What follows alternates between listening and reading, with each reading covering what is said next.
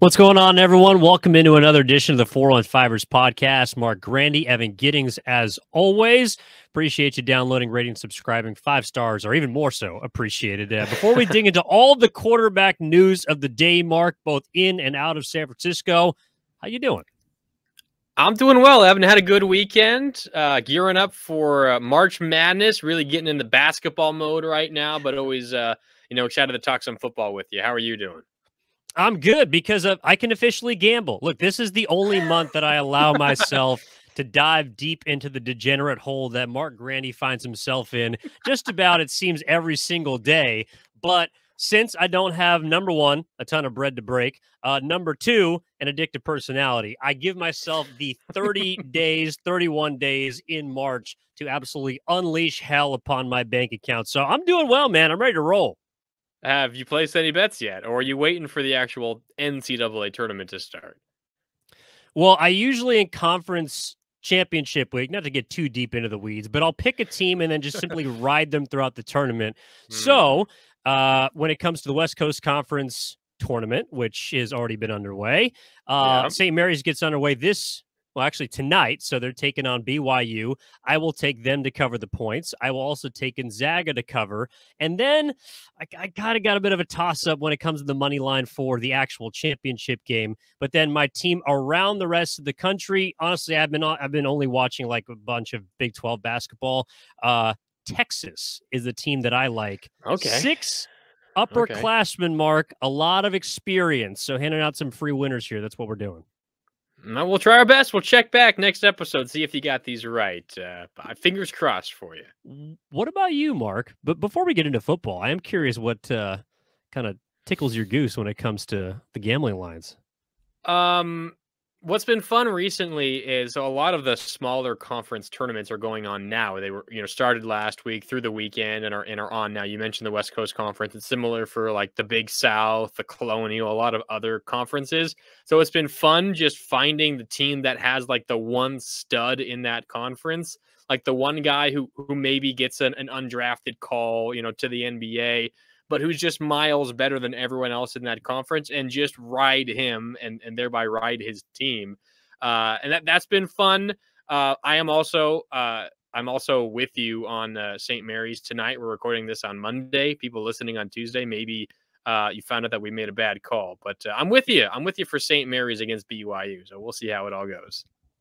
We shall see. Well, there was another, I don't want to say a small school program, but of course the quarterback for the 49ers this past year, Brock Purdy, not exactly a mid-major, but kind of an underdog, which of course March is something that I would like to say props up all underdogs for the most part. But good news about the underdog in San Francisco, Brock Purdy. He is set to have his UCL surgery on Friday, of course, assuming it is not going to be the reconstructive surgery. It is going to be the repair.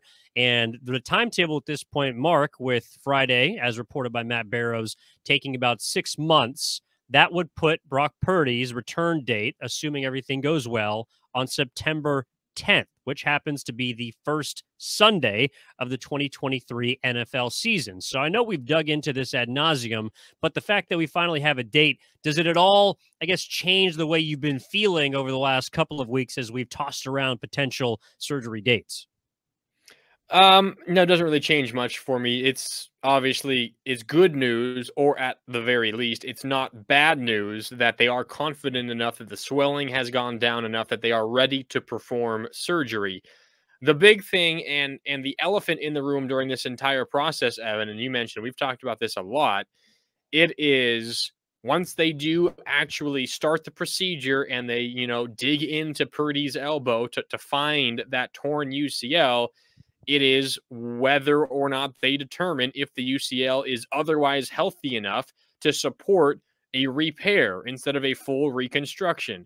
Again, we want to be super clear here. The expectation is the repair is what is needed, and that's it. And that would be the 3-month timeline until Purdy can throw, and the 6-month generally timeline to where he's fully cleared and ready for football. And as you said, that would lead you literally right up into the day, most likely, of the 49ers' first regular season game. Now, everyone recovers differently, and it could be before, it could be after, who knows. But if that's what they determine on Friday, then this slight delay, not really that big of a deal. Maybe it costs Purdy a game. Maybe it costs him 2 games if you're generally on the unlucky side. But still, Evan, the elephant in the room is what if they get into the elbow and they figure out that he needs total reconstruction, aka Tommy John. That's where this thing gets bad. If he misses a game or two, obviously it's not the best thing in the world, but you can survive it. It's not the end of the world. But if he needs Tommy John, which is the full reconstruction, which would happen if, Dr. Keith Meister and company determines that his UCL, aside from the tear, isn't healthy enough to be stitched back together. If he needs to take, something from a cadaver and give him an entirely new ligament, that's where this would cost him probably the whole 2023 season. And that's where the Niners run into issues. If this whole delay still results in a repair and only costs him a game or two at the worst, Evan, it's not that big of a deal. So really, I'm still in the mindset of just wait and see. Pray for good news on Friday coming out of Texas where Purdy is getting his surgery. If it is bad news, be prepared to not have Purdy all season. But if it's good news, there's a very real chance he misses minimal time, if any. Yeah, and I feel like at this point, if the surgery goes well, not that he is the day one starter, but kind of the starter in waiting. And that, of course, depends on how Trey Lance performs. It's just difficult for me. And I would love for Trey Lance to get a shot, but it is difficult for me, assuming that this surgery goes well, to see him doing enough to usurp Purdy, unless Purdy comes back and his arm doesn't look right. He's not the same quarterback. It's going to take him more time. Just because now that we have an official date of when he will be at the end of his timeline after the ramp up period beyond not being able to throw for 3 months, I do feel like there is a little more hope for Brock supporters at the end of the tunnel that he's just going to be ready to be kind of more plug and play, not week 1, maybe not even week 2, but that Kyle Shanahan will develop a program for him to get him right so that he is ready to be the starter as soon as possible. Trey Lance fills in the meantime. Hopefully the Niners can weather the storm, pick up a win, 2, perhaps even 3 wins. But I'm with you that if there is a bigger issue at hand, that if reconstruction is the route, then we got a whole lot to talk about right now, because whether or not you believe in Trey Lance, the 49ers quarterback room is barren without Brock Purdy. And so if you believe that Trey Lance is the guy, that's great. But what we've seen over the past few years is that you damn sure need a backup quarterback. You need a second guy that you can depend on and at least be all right with trotting out there along with the rest of this magnificent roster to help you win games. So assuming everything goes well, to me, it's Brock Purdy, starting quarterback in waiting. If not, then the Niners are going to have to make a kind of, I don't want to say splash move in free agency for a quarterback, but they're going to need to find a guy that they can depend on. And as we've seen over the last few hours, Mark, a few of those guys are already off the table. Yeah, that's what I was just going to say. That's where timing comes in here. We talked a little bit last week about Tom Brady, and I know I asked you the question, at what point does Kyle Shanahan, in a world in which he wants Tom Brady, which I think is the world that we're currently living in, I think he'd be fine with 1 year of Tom Brady.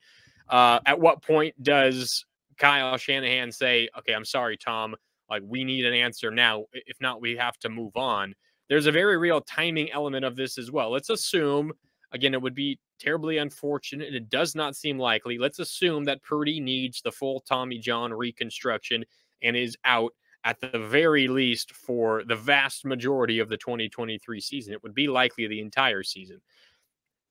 They need that answer soon, which is why the fact that the surgery is scheduled for Friday is good news. Because on Monday of next week, the 13th of March, that's when teams are allowed by the NFL to start contacting free agents and negotiating. Nothing can become official until the 15th of March, Wednesday of next week. But there's a 2-day period where before you can actually put pen to paper and make contracts official, you can verbally agree to deals with players. Again, that begins March 13th. As you're listening to this on Tuesday morning, that's less than a week away. So the 49ers very much needed an answer, Evan, before that.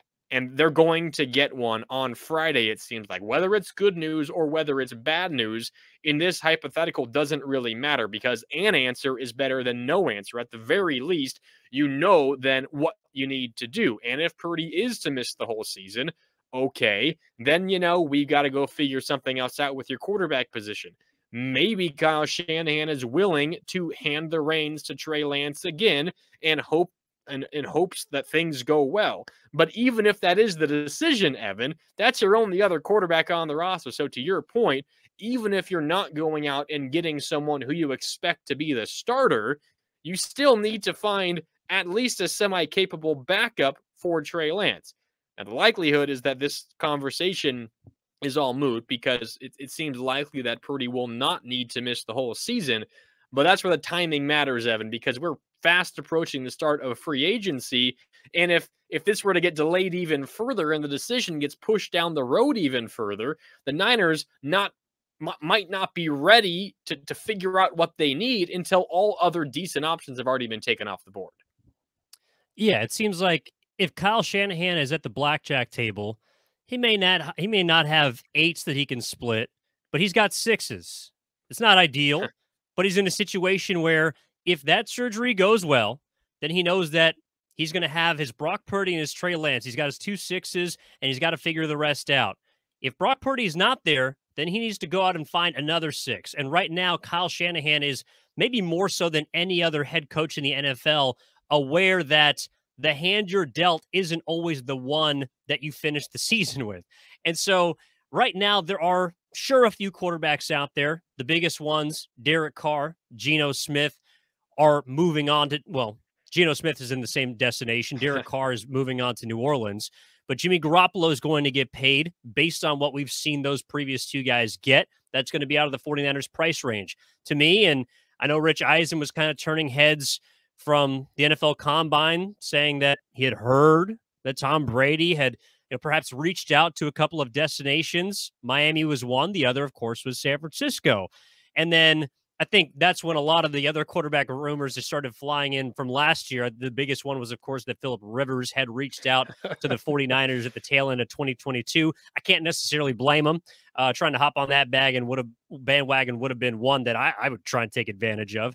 But the 49ers are in a situation where their quarterbacks are, in my opinion, for now, in a good position. On Friday, we find out if that changes. And that is, of course, the news that everyone is going to be waiting for. Yeah, I mean, if you're on Twitter, you follow along on Twitter, just get all your Twitter notifications turned on for all your NFL news breakers for Friday morning and throughout the entire day Friday, because good news or bad news, there will be news coming down the wire. So just be ready for that. Again, the expectation is it's just going to be a repair and he'll miss, the 3 months until he throws, 6 months until he's cleared. But there is still that slight chance that it could be very bad news. So, get your antenna up on Friday, because good or bad, there will be news and we'll certainly be ready for it.